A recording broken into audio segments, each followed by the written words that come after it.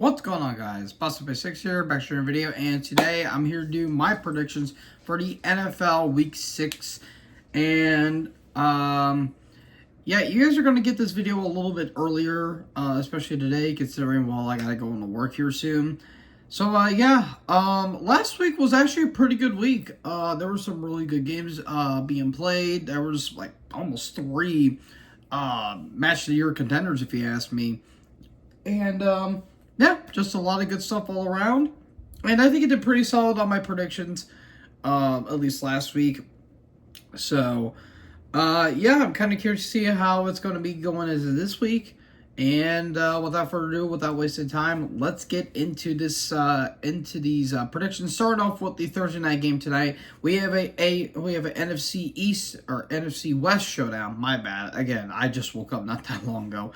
We have an NFC West showdown. We have the San Francisco 49ers versus the Seattle Seahawks. Well, San Fran, it's not looking good for you guys. It's really not. Not only did you lose an NFC West divisional rival against the Arizona Cardinals, but you guys are getting banged up every single week. Fred Warner is hurt. Nick Bosa is hurt. Jake Moody is out for a couple weeks. It's just not looking good for San Fran. It's really giving off a lot of 2020 vibes. And that's not necessarily a good thing per se. And sorry if I'm looking behind me. My new little pupper is sleeping right behind me. So, yeah, it's just not looking good for the 49ers whatsoever. They're taking on Seattle, who also had a pretty bad loss to the New York Giants, where it looked like Seattle was going to win the game, but ultimately no. Daniel Jones and the Giants decided to win the game without Malik Neighbors. And, yeah, it's not looking so hot for Seattle as well, considering that they're also banged up on offense and defense. Mainly Julian Love's out for a couple days, or maybe a week or two. So, yeah, I'm willing to bet this is going to be an ugly game because of those injuries being so, just getting piled on almost every single week for this team. And it's just not looking pretty at all for both the Seahawks and the 49ers. Now, originally I was going to go with the Seattle Seahawks with this one because of how banged up the Niners are. But Seahawks are a little more banged up than the Niners at this point. And, again, it's not looking all that pretty. It's about as pretty as putting lipstick on a pig at this point. So, I'm going to have to change my mind. I'm going to go with the San Francisco 49ers with this one. I just think the Niners are a little more healthy. But they're still struggling. They're still struggling big time. And, yeah, I'm going to go with the Niners with this one. God help us all. Following that, we're going to go all the way back to London across the pond for the Jacksonville Jaguars versus the Chicago Bears. Of course, it's not a London game without the Jaguars being there. And Jacksonville, oh my God, they won a game. Yay! Jacksonville finally won their first game of the week or of the year against the Indianapolis Colts, who I guess can't win in Jacksonville for some reason. It's been 10 years since they last won a game. But Trevor Lawrence finally put on a really good performance, and that offense did really well, especially against a lackluster Colts defense. Meanwhile, the chicken on the Bears, who also had themselves a really damn good game against the Carolina Panthers. And I'm willing to bet how Carolina fans feel that DJ Moore had 2 touchdowns scored against them. Probably pretty sad at this point. And for the Bears, it's going really well. Caleb Williams is finally starting to click, and he's finally starting to click with that offense. That defense is really damn good. And things are looking pretty well for the Windy City right now. Now, unfortunately, the Bears are without Brisker, which is a pretty pivotal point for their defense. But I still think that the Bears' other defenses like Tariq Stevenson and Jalen Johnson, I still think they might get the job done against this Jacksonville squad because, again, Jaguars really ain't doing anything with dope. And it's looking all right for Jacksonville right now. So, yeah, I'm curious to see how this game is going to go, but I'm going to go with the Bears with this one. I just think their offense and their defense is just a bit better, in my opinion. So, Jags fans, I'm sorry. Following that, this one should be an interesting matchup. We have the Arizona Cardinals versus the Green Bay Packers. the Cardinals coming off with a big win over the San Francisco 49ers. Kyler Murray did have a bit of a rough game, but they ultimately came out with the win in the very end. And congrats to Kyler for pairing up with Call of Duty. Hopefully that doesn't go bad. But it's starting to look, there's some upside, at least in Arizona. There's still a little bit of a rebrand and a little bit of a rebuild going on there. But the Cardinals are managing a way to find ways to win a game, and that's all you can really hope for at this point. They're taking on the Packers, who had themselves a pretty ugly game against the Los Angeles Rams, and a game where they literally just took on Matthew Stafford. And that's literally it. The Rams have nothing going for them right now, but I believe they have a bye week this week, which thank God. But yeah, congrats! You won against Matthew Stafford and literally no one else. And not to mention, Jordan Love had simultaneously one of the best and one of the worst throws I've ever seen. Like, what the hell was that? Seriously, it was ridiculous. But I'm curious to see how this game is going to go, because this game could go one of two ways. Because not only is Romeo Doubs out, but also Jair Alexander's hurt, and I believe Christian Watson is banged up, or I think he might have gotten suspended for something, I can't remember. But yeah, it's looking a little rough over there for Green Bay. But I still think the Packers are going to be able enough to get a win with this one. I'm going to go with the Packers with this one because I think their defense and their offense is just a little bit better. But if Arizona gets the win, then good job. And I do expect to hit Kyler Murray to hit at least a bank shot with this one. Following that, oh God, you got the Cleveland Browns versus the Philadelphia Eagles. Is it safe to say that the Cleveland Browns have called it quits already? It's already the 6th week of the season. They just got absolutely pounded by the Washington Commanders. And legit, Groper Cleveland legit gave up on the team. And everyone's giving up on them too, because they decided not to change their quarterback. You have the power to do that, Stefanski, but he's either not wanting to, or the fact that Jimmy Haslam's having a gun to his head. Watson has just looked like absolute dog shit. He is terrible. He is one of the worst QBs in the league right now, if not the worst QB. And more solidifying that trade that Cleveland gave to him from the Texans is going now as the worst trade in NFL history. Meanwhile, they're taking on the Eagles, who had a much-needed break, a much-needed bye week after getting their ass handed to them by the Tampa Bay Buccaneers. But hopefully they'll be able to get A.J. Brown back, they'll be able to get Devontae Smith back and Lane Johnson, and that defense is finally going to click. But I will say this, if they lose to the Browns, Sirianni's head is going to be on a silver platter by the time this game is going to be over. So with that being said, I'm going to go with the Eagles with this one. I think this game is not even going to be a competition, in my opinion, because of how bad that O-line is for the Browns.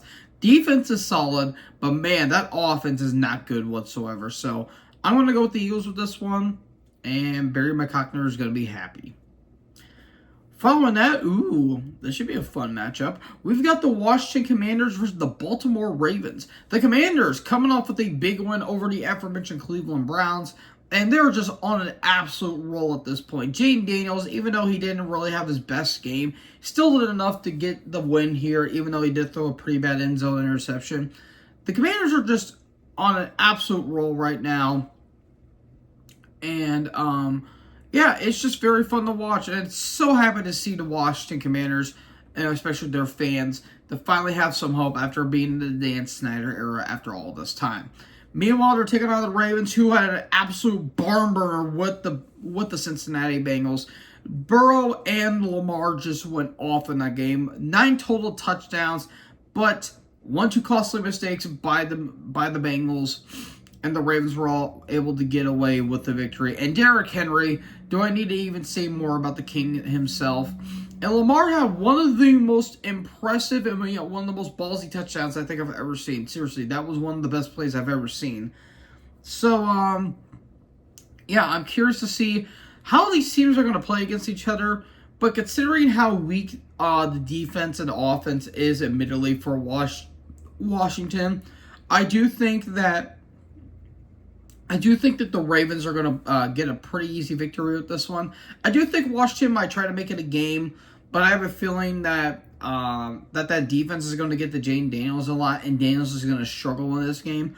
But I'm curious to see how Washington's going to play, considering that the last time these two teams played, it was in the postseason. It was in the preseason last year, and Washington managed to beat the Ravens, who were undefeated in the preseason, but that was against backups, and it really didn't matter. But yeah, I'm curious to see how Washington's going to do, especially against that defense. So it's going to be an interesting clash of styles, but I'm going to go with the Ravens. Following that, we have the Houston Texans versus the New England Patriots. The Texans coming off with a big win over the Buffalo Bills, even though it was looking a little scary there in the fourth quarter, considering that they nearly gave the game away. But Sean McDermott happened, and let's just say it didn't go well for Buffalo on the outside of things. The Strouds and CJ Stroud and the Texans are doing really damn well, despite the fact they have been a little shaky in the past couple of weeks. They're taking on the Patriots, which, woof, that was a ugly game against the Dolphins, in which they nearly won, but someone had to step out of bounds in the end zone. Couldn't have been me. But yeah, the Patriots, it's just not looking all that great right now. Not to mention one of their best players, Jarrell Peppers, decided to be a class act. Just look up on what he's done. But yeah, it's not looking all that good. It's really not looking all that good for New England. And, oh yeah, you're putting in Drake May against that O-line, against the Houston's defense. My thoughts and prayers are sent to you, Drake. But yeah, I'm going with Houston. No, nothing more, nothing less. Following that, we have an NFC South matchup. We've got the Tampa Bay Buccaneers versus the New Orleans Saints. The Buccaneers, crushing loss to the Atlanta Falcons. Baker Mayfield had one of the best games he's ever had, and they blew it at the very end, and it kind of sucks to see it like that. But man, oh man, that O-line and that defense has been absolutely spectacular these past couple of weeks. And that defense has been doing pretty good, but they just had to mess it up at the very end. And that offense was absolutely fantastic as well. But unfortunately, it wasn't enough to get the victory on Thursday. Meanwhile, they're taking on the Saints, who are banged up to hell and back. Derek Carr is out with an oblique injury. Eric McCoy is hurt. And Jason Newsted. I was trying to say Jason Newsted. Taysom Hill, he's also out with a rib injury. So it's not looking all too great for the Saints right now.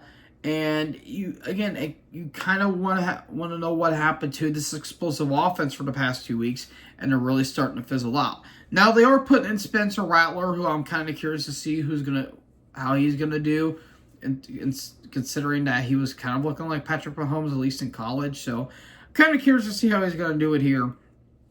But considering that, yes, that the Bucs defense is desperately needing Antoine Winfield Jr., I still think that the Bucs defense is still going to be able to hold up against the Saints offense. So I'm going to go with the Bucs with this one, but I'm pretty sure this should be a fun back and forth game. And there's no Sean Payton, so at least you're safe from that, Bucs. But I'm going to go with the Bucs with this one, but the Saints might make it a close one. Following out, we have an AFC South matchup. We've got the Indianapolis Colts versus the Tennessee Titans. The Colts came off with a very, very, very heartbreaking loss to the Jacksonville Jaguars. And Joe Flacco was immortal. That's literally all I got to say. Flacco was absolutely spectacular against that Jaguars defense. Even though they nearly won, they just barely missed out at the very, very, very end. But the Colts, they are missing some key players. They're without Michael Pittman Jr. and they're without Jonathan Taylor. So it's looking a little rough on their offense, and especially on their defense as well. Meanwhile, they're taking on the Titans, who came off of a bye week, a much-needed bye week. And yeah, they just had an ugly game against the Dolphins the week prior, in which I believe Will Levis, I think, is still recovering from a little bit of a shoulder injury that he suffered, but he should be okay. But the Titans just don't really have anything going on for him right now. And Brian Callahan's doing as much as he can, at least with this offense. And they are still rebuilding on the fly. It's just, it'll take a little bit longer than the Titans really wanted it to. So I'm going to go with the Colts with this one. I just think it's going to be maybe a sloppy game, but I'm willing to bet Joe Flacco and that offense is going to do well, especially against a really good defense that the Titans do have. But I'm going to go with the Colts with this one. and put Joe Flacco in the Hall of Fame when his career is all said and done. Following that, we have an AFC West showdown. We have the San Diego Chargers. They should be in San Diego. The Los Angeles Chargers versus the Denver Broncos. The Chargers just came off of a much-needed bye week. Hopefully, all their big pieces can come back, especially with Joel, Rashawn Slater, and especially Justin Herbert. And they lost a pretty bad game to the Kansas City Chiefs the week prior, where they had the lead, but the Chiefs came back and won. Kind of a theme going on with the Chiefs this year. Meanwhile, they're taking on the Denver Broncos, who had a really damn good game, especially against the Las Vegas Raiders, and are somehow 3-2. I don't get it. I really don't get it. But I will say that their offense is starting to do a little bit good, and their defense is actually pretty damn well, all things considered. And Bo Nix actually isn't looking like a complete ass. Who would have thunk it? So I'm curious to see how this game is going to go, because both these teams are kind of missing something, and they're not really all too spectacular, in my opinion. But I do think that the Broncos do have a bit of a, more going for them. It just mainly depends on how Herbert, especially how that offense and that O-line is going to handle against the Broncos defense. So I'm going to go with the Broncos with this one. But it might be a bit of a low scoring game, but we'll have to see. And I'm curious to see how Herbert's going to do, especially against that defense. But I do think that the Broncos are going to be able to pull off with a victory here. Following that, we got a bit of a classic rivalry here. We got the Pittsburgh Steelers versus the Oakland Raiders. Back in the 70s, these two were going at each other's throats, and here in 2024. It's against Justin Fields and Aidan O'Connell. Yeah, the days of Ken Stabler and of Terry Bradshaw are way past us. But the Steelers came off of a pretty ugly loss to the Dallas Cowboys in a game that doesn't want to fucking end, apparently. Yeah, they had a pretty lackluster loss to that Dallas defense. And considering that, yes, the Pittsburgh's defense is really good, their offense is just not really anything worth noting. They are going against the Raiders, who do come off a pretty bad loss to the Denver Broncos. Gardner Minshew does not look good. He threw a 100-yard pick six to PS2, Pat Surtain 2, and it's not looking all too great for the Raiders right now. They are putting in Aidan O'Connell, which, okay, I guess, but there's nothing really going on with the Raiders right now, not to mention Devontae Adams is still wanting out, but yeah, it's not looking all that great for the Raiders right now. So I'm going to go with the Steelers with this one. I just think that the defense is just better, in my opinion. Not to mention Christian Wilkins is out for the season, which that's going to suck. So, yeah, it's not looking all too great for the Raiders right now. And I'm willing to bet it's going to be a massive decline like it was last year. So, yeah, I'm going to go with Steelers with this one. And sorry, Raiders fans. Following that, this is going to be good. We've got the Detroit Lions versus the Dallas Cowboys. The Lions got themselves a pretty much needed bye week, but the week prior, absolutely spectacular against the Seattle Seahawks. And my God, Jared Goff had the best game he ever played, from a statistic point at least. 18 for 18, had a receiving touchdown, and actually caught a touchdown as well, and was just absolutely perfect. And didn't even get the game ball, which is a little bit ridiculous. But hopefully they can get some of their key players back in. I believe Sam Laporte's been battling a bit of an injury. Not to mention their defense is starting to get a little shaky because of how banged up they are, especially Terry and Arnold.